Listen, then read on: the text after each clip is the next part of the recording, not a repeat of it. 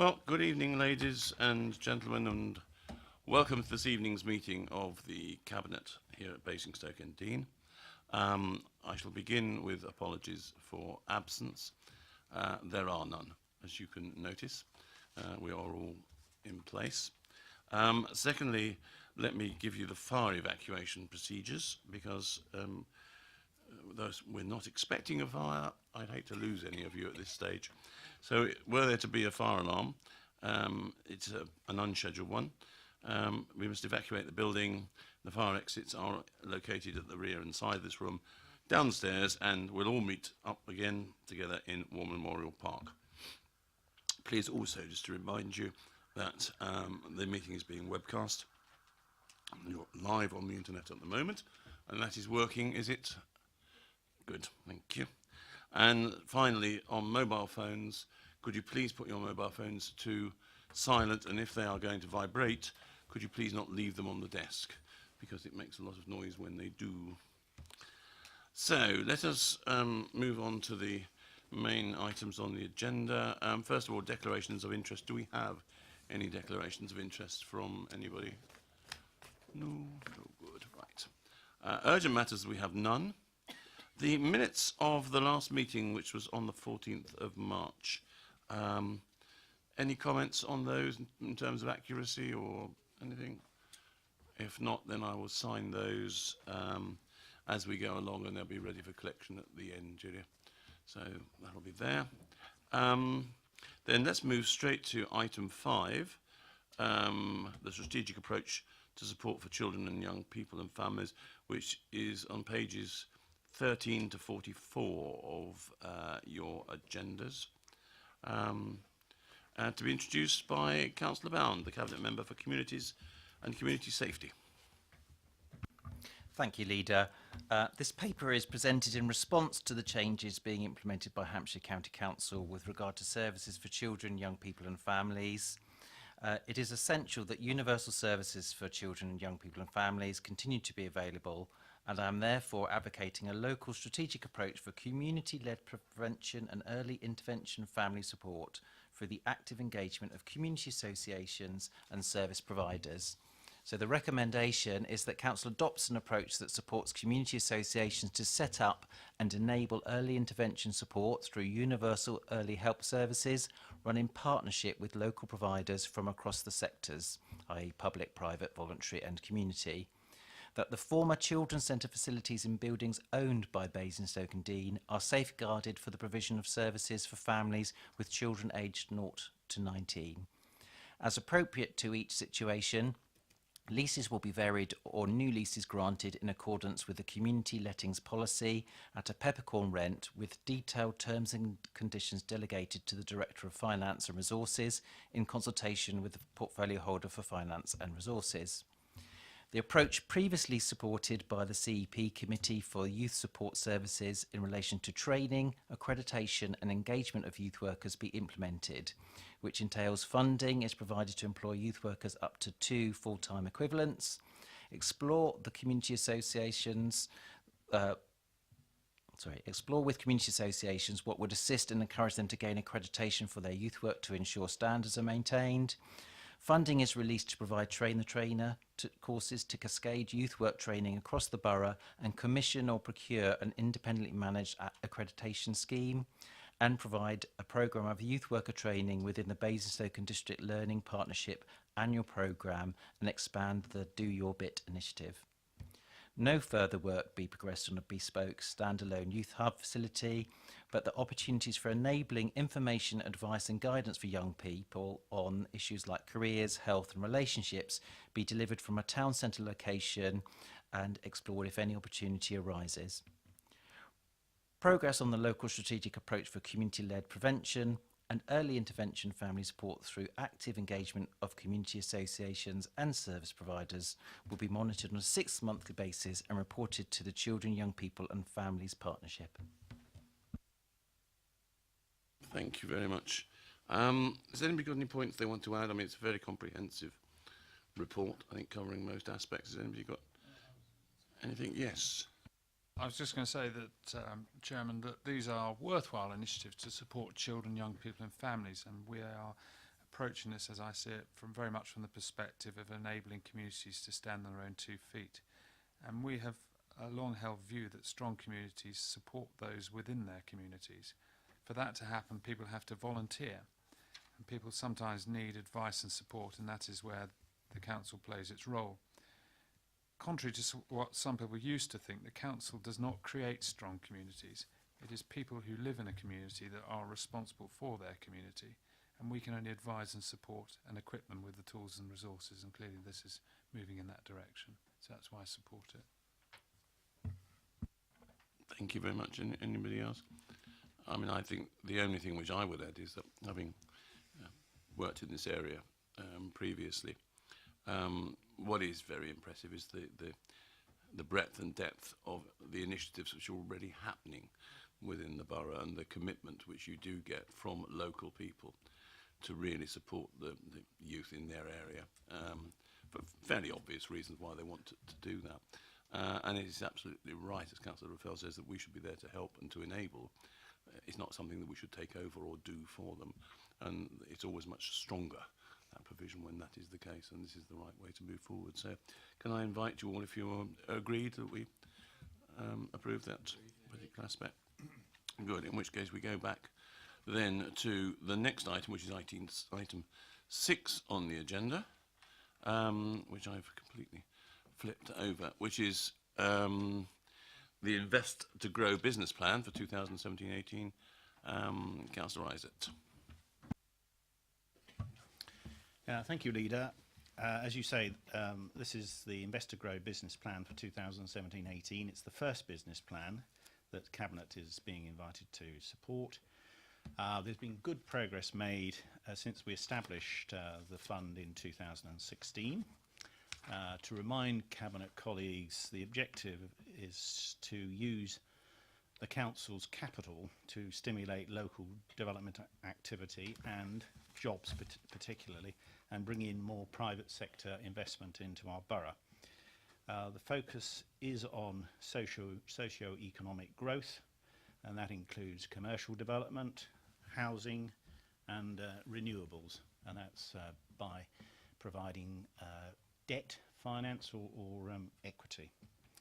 I'm pleased to report that since we launched the fund, there's a wide awareness of it both locally and nationally, so I'm pleased with the work that officers have done in that regard, and also the people working alongside them.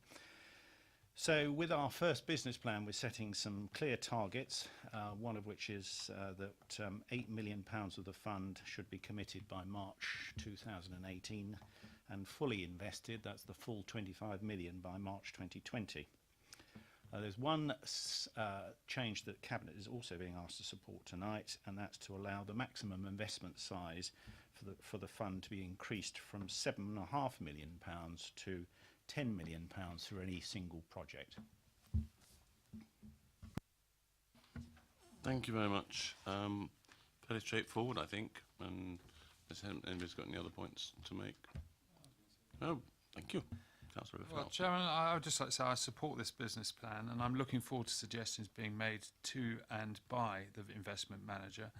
I've seen that Section 3 of the Property and Alternative Investment Strategy refers to housing regeneration and alternative investment. I'm not quite sure what that is at the moment, but I'd love it if we could at least engage in a discussion over whether there's room to invest in a facility or business that could improve our IT technology, such as pushing forward 5G broadband to the whole of the borough.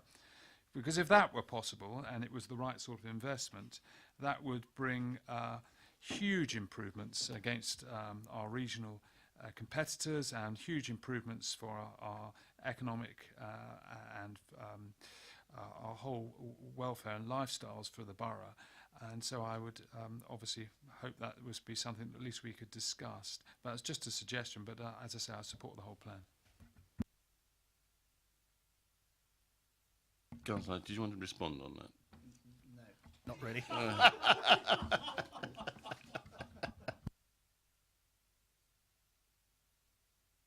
Well, in the absence of any response from Councillor Isaac, I think we will take your plea for further broadband funding as being noted, and investment, and we'll see where we go from there.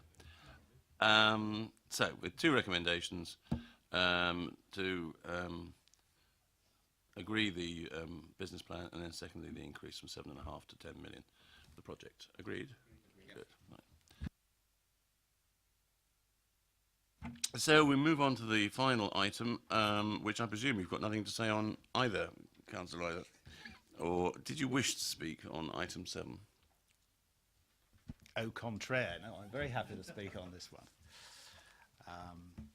So this report, I think, is very good news. It's another big step forward for Basingview and the borough as a whole. These proposals mean that we can retain the AA as a major employer in Basingstoke. And remember, the AA has been part of the borough's life for over 40 years. And by reaching this agreement and approving it tonight, it will help to safeguard 700 jobs, which is hugely important. It also releases ultimately 7 acres of prime land on Basingview when the AA relocates to New Farnham House. What I think it also does, it sends out a very strong message that the borough is open to business, and it will encourage investors like those who took the first step, such as Abstract Securities, to come here and achieve similar success, while also bringing better amenities, better places to work and more of them, and more jobs for our residents. I think it also shows that as a council we are a good business partner. By investing significantly in the necessary site infrastructure and preparation works on which the new building is going to stand, we have enabled development of the land. This would not otherwise have occurred without the initiative and the money that this council put into it. Cabinet will also note that independent valuers have confirmed that the council is receiving best consideration as part of this proposed transaction. So there's a positive financial outcome for the council, plus the overall economic and social benefits to residents, and as I've said, a positive impact that the scheme is going to have on future development on Basingview. So I'd like to conclude by thanking officers and our partners and all those involved. It's been a long and complicated and at times difficult road, but I'm delighted that we're achieving very positive results and that results that all those partners have worked hard to achieve. Thank you. Councillor Bound. Thank you, Leader. I just wanted to take the time really to congratulate Councillor Isaac and the officers on securing this really important step for Basingview. It's absolutely a great position to be in for the future and heading to the future development of Basingview as the years go on. Councillor Raphael. I'd like to congratulate the portfolio holder and his officer team for this, what I call a win-win-win solution. It's a win for the AA as an employer, it's a win for our residents who are their employees, and it's a win for our residents as we have a positive change to their assets, namely the land and commercial property that we manage on their behalf, which funds what we do and generates new employment opportunities for them. So well done, and I support this. I'm assuming that you don't wish to respond then, Councillor. Only to thank both of my cabinet colleagues for their very kind and generous words, and it's very much appreciated because it has been a long road. Yeah, I think that's absolutely true. It's more than 3 years, I think, since we had the first initial discussions with the AA about what they wanted to do. I think it's fair to say that during that period, they've considered a range of options. I believe that it has always been their preferred option for them to be able to stay within the borough because it has been their home for such a long time. but there were stages when it didn't always look as if that was going to be feasible. And quite a number of officers, not all of whom are still with us, have been involved in that process over that time. But I do think we've arrived finally at a solution which is mutually beneficial for both parties. And the AA are a modern company looking forward to going forward, and they're exactly the sort of business that we want to see being based within Basingstoke, and it'll be a great pleasure to have them continue to be with us.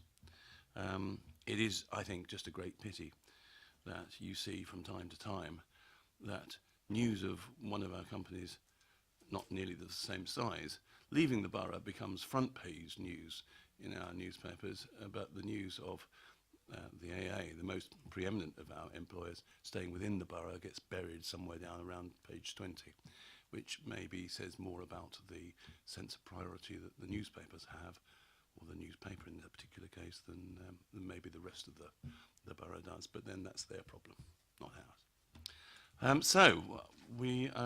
Now there are pink papers attached to that, which we're all happy with.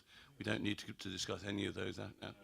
So we just agree that and ask the Chief Executive to convey to the AA the fact that we have duly agreed and approved that transaction. Thank you. In which case, that now brings the meeting to a conclusion at 18:49. And thank you all very much.